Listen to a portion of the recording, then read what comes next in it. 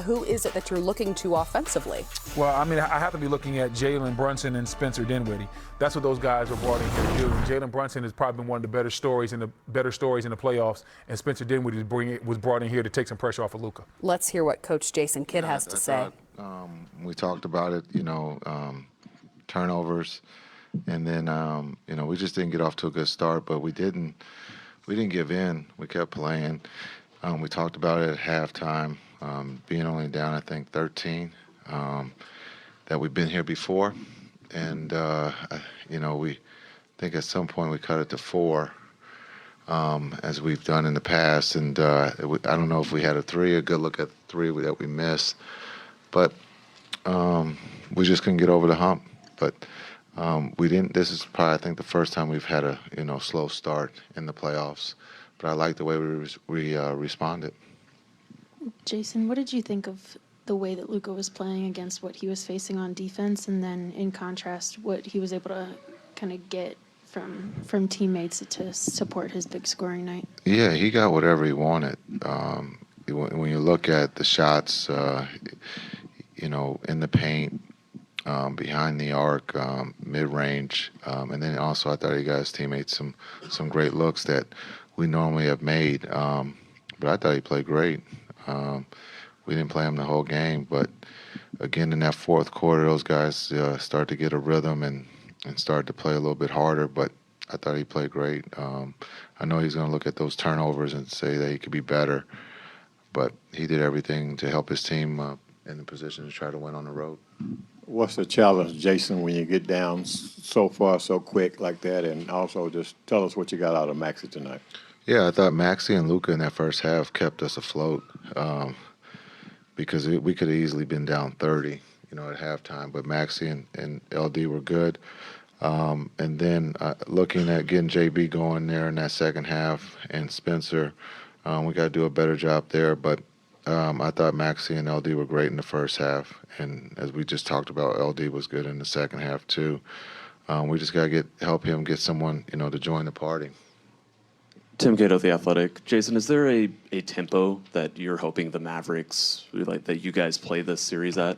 It seemed like Phoenix pushed it more towards their average tempo than yours. Yeah, I thought that the tempo was great for us. We got a lot of, good looks at the 3 that we just didn't make. So I thought the tempo was good. The only issue with our tempo is we got to rebound the ball. We gave up 13 offensive rebounds, and you're not going to beat Phoenix if you do that.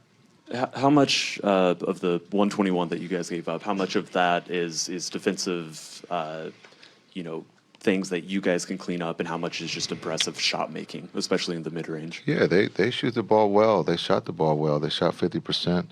I believe they got the shots they wanted. There was some times there when we got some misses that we just couldn't come up with the rebound. But they played a great game. But when you look at the first half, giving up 69 points, I think there's a 17-point difference from the first half to the second half, and we got to be more in the 50s if we want a chance to win. What did you think of the lineup with Dorian at center? And is that something that you think can play for, heavy minutes in a series like this? Yeah, I thought Dell was great at the 5. He's showing that he's not just a wing player, but he can also be a big. So he was, again, I thought he was good for us playing the 5. And we're going to see, we're going to continue to put that lineup out there. Jason, it didn't look like the length of Phoenix bothered Luka much, but do you think it bothered Spence and Jalen when they were, especially Jalen when he was trying to get into the lane and finish? Yeah, that's a good question, Vince. I don't know. You're going to have to ask them. As a coach, you just try to put them in a position to be successful. And I thought we were just rushing a little bit there because we got off to a slow start, and I thought we started to, speed up a little bit on those shots that we normally get to just take our time.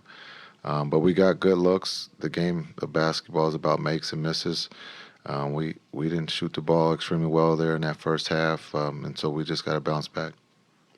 Jason, I'm not sure what he ended up with, but can you guys win this series if Ayton keeps shooting 75 or 80% or whatever it ends up being and dominating like that? Well, we're going to try. We said it before the series started. he's different, and he helps their team. He's a big that can score the ball and rebound the ball. So we got to do a better job there at that position of being a little bit more physical and making it a little bit tougher on him. We'll do one final one on Zoom. Christos? Hello, Coach. We're doing well. If you look back in the series against the Jazz, if you look at the game, what gives you confidence that your team, that your players gonna respond in the game?